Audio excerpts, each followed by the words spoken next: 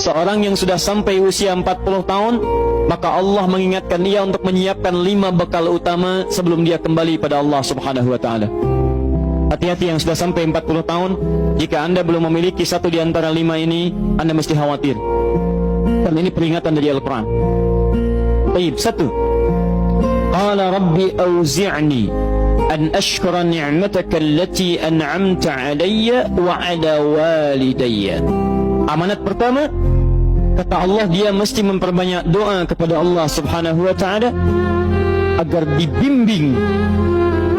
Banyak doa agar dibimbing mensyukuri nikmat hidup,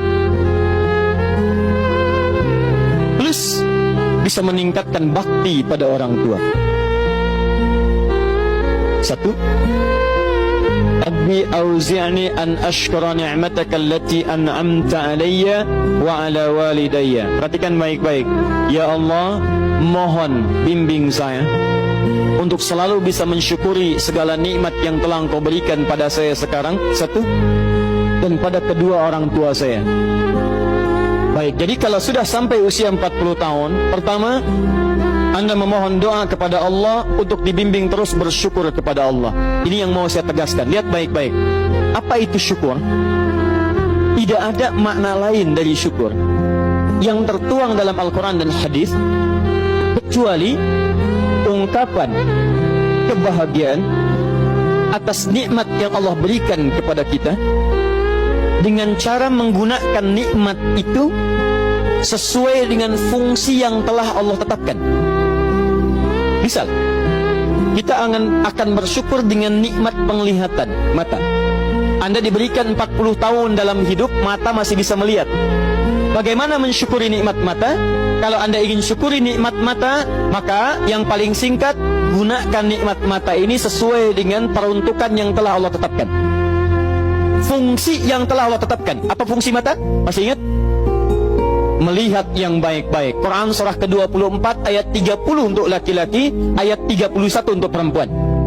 Qul lil mu'minina yaghuddu min absarihim. Katakan pada pria-pria yang merasa punya iman. Dengan iman itu dia yakin dengan akhirat. Wabil akhirati hum yuqinun. Karena yakin dengan akhirat dia sadar akan pulang dan dia tahu nikmat matanya akan ditanya oleh Allah Subhanahu wa taala. Katakan pada pria-pria yang yakin bahwa matanya akan ditanya oleh Allah. Quran surah ke-17 ayat 36. Inna sam'a wal basara wal fuada kullu ulaika kana anhu mas'ula. Setiap pendengaran Anda, penglihatan Anda, plus apa yang Anda fikirkan, satu saat akan ditanya, dipertanggungjawabkan di hadapan Allah Subhanahu wa taala. Karena itu kata Allah, katakan pada orang-orang yang yakin dengan itu semua, ghuddu ya ghuddu min absarihim, matanya hanya boleh melihat yang baik-baik saja. Yang tidak baik palingkan. Ibu juga sama, ayat 31-nya. Wa kullil mu'minati yaghdudna min absarihinna. Katakan pada perempuan yang merasa yakin dengan Allah, yakin akan pulang, yakin akan ditanya, matanya hanya boleh melihat yang baik-baik saja menurut Allah. Yang tidak baik palingkan. Di ghaddul basar itu bukan nggak boleh lihat, Pak. Ghaddul basar itu silahkan lihat, tapi ketika yang dilihat tidak baik menurut Allah, maka palingkan dari itu semua. Ini tidak tepat, teman-teman sekalian. Anda hanya mengucapkan alhamdulillah ya, sampai sekarang penglihatan masih baik. Belum cukup. Baik itu dipakai lihat apa? Penglihatannya baik, tapi masalahnya yang dilihat baik tidak. Itu poinnya. Maaf, ada anak usia 4 tahun, Bu, Pak, tidak bisa melihat. Dalam tidak bisa melihatnya, dia masih mau menghafal Al-Quran. Namanya Mu'af. Tinggalnya di Asyut, adanya di Kaira, negaranya Mesir. Matanya nggak bisa lihat, tapi dia sampaikan pada bapaknya, Pak, saya ingin menghafal Quran. Saya ingin menghafal Quran. Kata bapaknya, kamu yakin? Saya yakin. Baik, keluarga sederhana, punya cuman motor yang sangat luar biasa tidak bagusnya. Dimodifikasi dashboardnya, menempuh jarak kisaran 20 km. Datang pada syekhnya, bapaknya kemudian membonceng, muadnya di belakang. Teman-teman sekalian, setiap berangkat datang pada syekh, dapat hafalan baru, bapaknya tulis ayatnya, disimpan di dashboardnya. Di jalan lihat ke sini, lihat ke jalan, lihat ke sini, lihat ke jalan. Mu'ad bacakan ayatnya, bapaknya mendengarnya. Secara singkat, tiba-tiba setelah itu fasenya berakhir, jadilah anak ini hafal Quran. Yang ngantar belum hafal Quran, yang diantar nggak bisa lihat hafal Quran. Saking mudahnya Al-Quran, yang nggak bisa lihat bisa hafal Quran. tapi bapaknya dapat pahala dari transferan anaknya. Perhatikan baik-baik.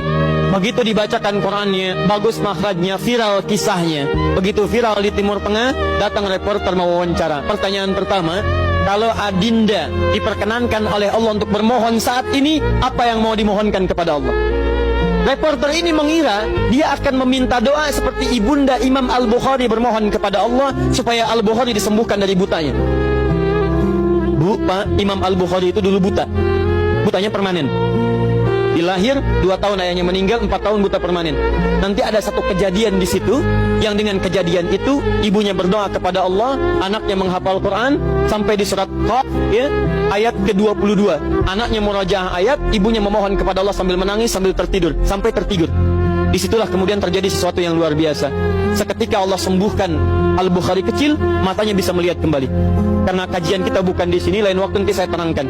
Anda yang punya kitab Fathul Bari, Syarah Sahih Al-Bukhari, beli jilid pertama, kitab Muqaddimah, halaman 634, paling kiri, paragraf yang ketiga, baris 1 sampai dengan 9. Anda temukan kisahnya.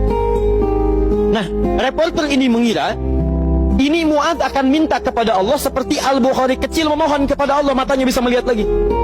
Ternyata lihat baik-baik. Kalau saya diperkenankan bermohon kepada Allah dan permohonan saya dikabulkan, maka pertama saya akan mohon kepada Allah untuk tetap membutakan mata saya sampai dengan kiamat.